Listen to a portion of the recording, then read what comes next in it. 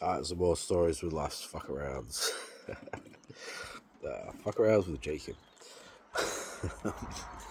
So I used to be a hairdresser. Um, I was a skateboarder. I didn't know what to do. I was creative. I used to like get my hair cut. My mum was like, "You like talking to people. You like getting your hair cut. And you're creative. Why don't you try being a hairdresser?"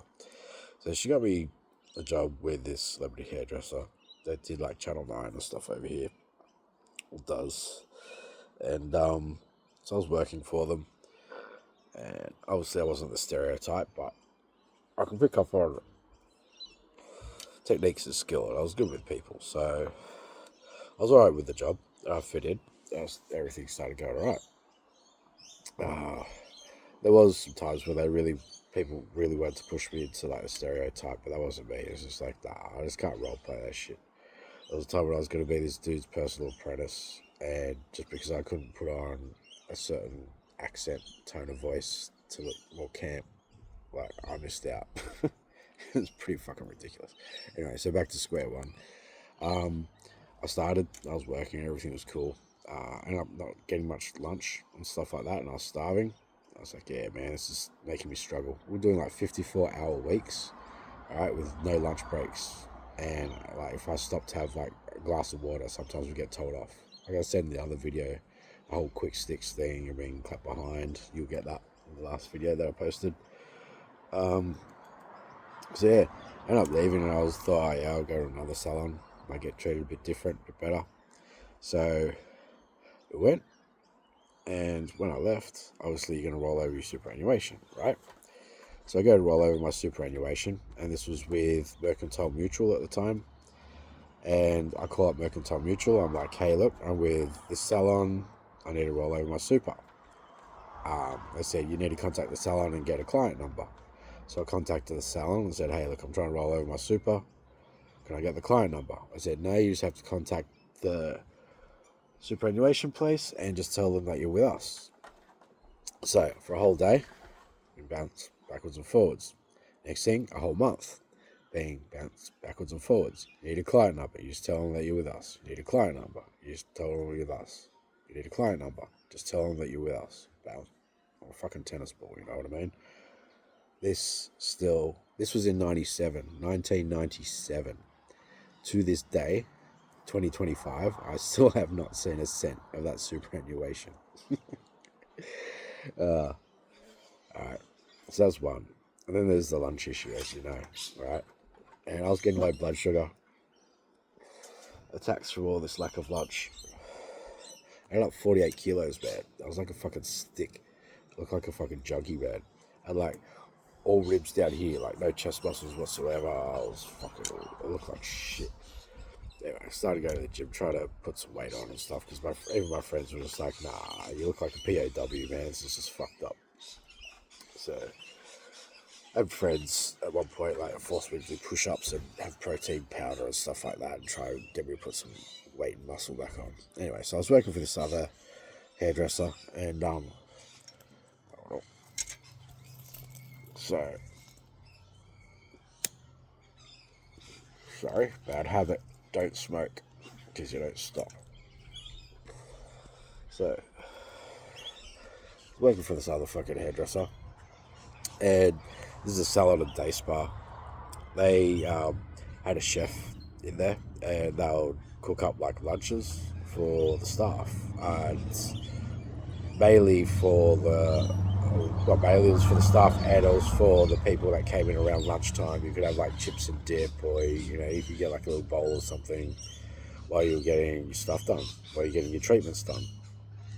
I've always worked at pretty good salons because I was nice with people, and because I wasn't the stereotype, I wanted to be, you know, trained well and knew what I was doing.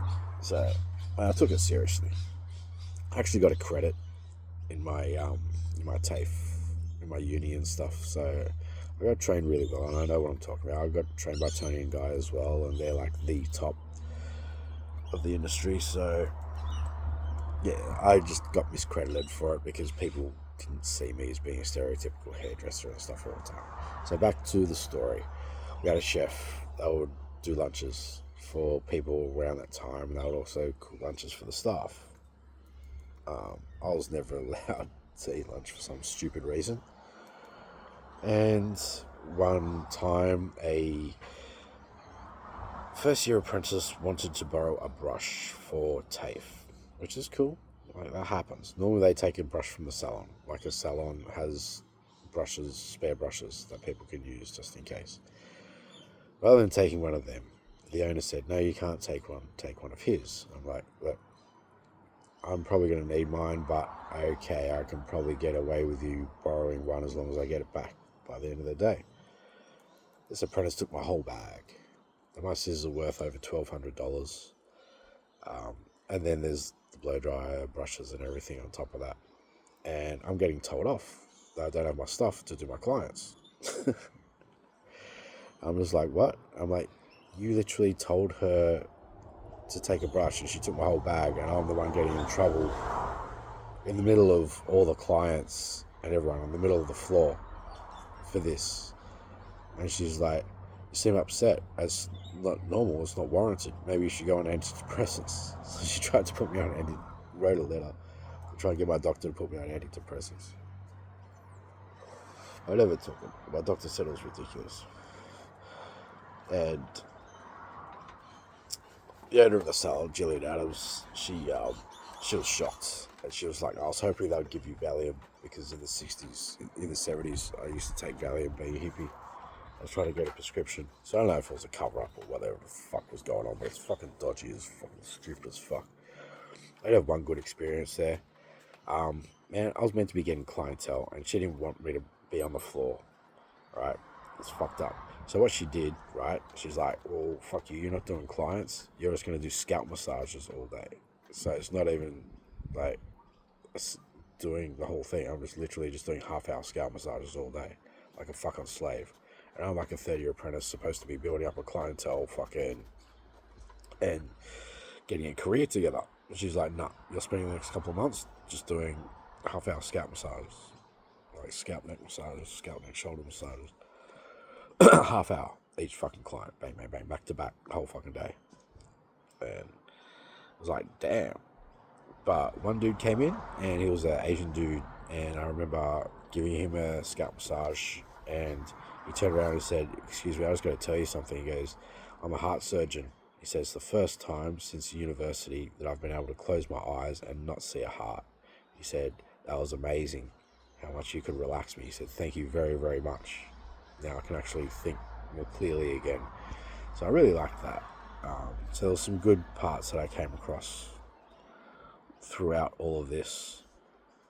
But yeah, there's a lot of shit things in hairdressing, and it just ruined my health and everything. And it's a whole lot of shit, just so people can have their hair looking nice. It's kind of like fucking. It's a lot. It's very extreme.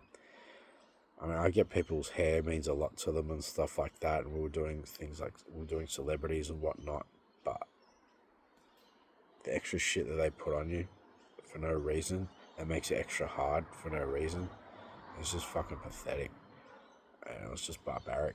And just the fact that I literally had to go to the gym just to get my health back. There's a bone that your bottom of your pectoral muscle sits on, right? And that's one of your ribs. It actually sits out like a little bit. It's like a breastbone. And it just pops out just a tiny bit more than the rest of the ribs. That was actually bigger than my whole chest, because I was just all ribs. And you can see like the belly of your pec, right, which is normal. It's like down here. That was actually a rib. That's how bad I got from all this crap from hairdressing. And it's not allowed eating lunch or anything like that. Like, it was literally, like, if I asked for lunch, it was like the most offensive thing ever. Like, fuck, man, you don't do that. And then there was one time when I was in this place in Double Bay, 5A Bay Street. It was run by Palabre Pty Ltd. It was Scott James at the time. There were some stairs that were like really steep, and they were like cross plate stuff. And I was running up and down them to do like garbage and stuff like that. And they were alright because they were a little bit grippy. I had rubber soled shoes. He goes, "I don't like the stainless steel look." He goes, "I'm thinking about painting it black." I'm like, okay. I'm like, it's going to be hot, because it used to like glare, and there used to be like a lot of sun hitting it. I'm like, that's just going to make them really, really hot. Like, yeah. He goes, "Well, if you're going to do it, at least make it like a matte black. He goes, I don't like the look of matte black. This is before matte black became trendy. This is probably like, would have at least been like 2000, 2000. And, because my back was already stuffed in 2001. So, yeah, he ended up painting it gloss black anyway.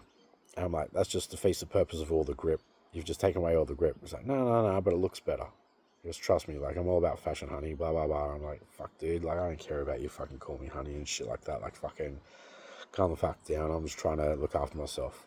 Next thing, slipped off the fucking stair, head down like 4 stairs, landed on my lower back, and my elbows hit, and then I slid down like fucking 10 stairs.